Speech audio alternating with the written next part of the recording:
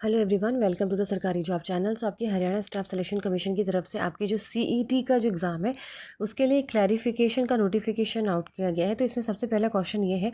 कि अगर किसी कैंडिडेट ने एससी कैटेगरी से अप्लाई किया था सीईटी 2022 में और उसको 80 मार्क्स मिले थे, बट नाउ अभी 2025 सीईटी में वो आता है अंडर डीएससी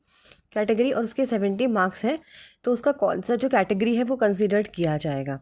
सिमिलरली तो बोला गया है कि अगर कोई भी कैंडिडेट एससी कैटेगरी से बिलोंग करता है, ठीक है, और उसने 80 मार्क्स जो है उसने वो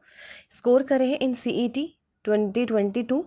बट अभी सीईटी 225 में उसने क्वालिफाई किया है डीएससी कैटेगरी के अंदर, ठीक है, 70% मार्क्स के साथ, और उसने अप्लाई किया है अंडर डीएससी कैटेगरीज, ठीक है।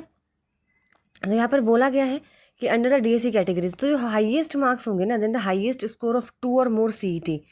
जो भी आपके हाईएस्ट मार्क्स होंगे, जो भी स्कोर किए होंगे आपने सीईटी में, वो आपको यहाँ पर लिया जाएगा, ठीक है। तो बाकी यहाँ पर जो है सेकंड पूछा गया है कि if a candidate score as per CET 2022 75 marks उसने स्कोर किया है और उसकी कैटेगरी जनरल है एज पर सीईटी 2025 और उसका स्कोर है 70, बट उसने कैटेगरी चेंज करके बीसीबी हो गई है। अब as per the CET policy अब उसके जो मार्क्स है वो 75 रह गए, बट यहाँ पर कोई भी क्लैरिटी नहीं है कि क्या वो उसको जनरल में लिया जाएगा या बीसीबी में कंसिडर किया जाएगा। तो इसमें यही चीज़ बोली गई है, द शॉर्ट लिस्टिंग क्राइटेरिया जो रहेगा वो सेम रहेगा कि जो हाईएस्ट सीईटी का स्कोर रहता है ना उसको कंसिडर किया जाता है। अगर कैंडिडेट ने कैटेगरी चेंज किया है फ्रॉम जनरल टू बीसीबी, ठीक है, एंड देन उसने अप्लाई किया है अंडर बीसीबी कैटेगरी 2025 में, देन उसको बीसीबी कैटेगरी में ही माना जाएगा।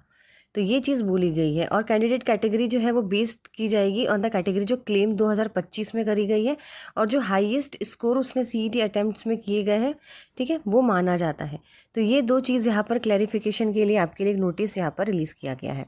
तो subscribe the channel for more updates.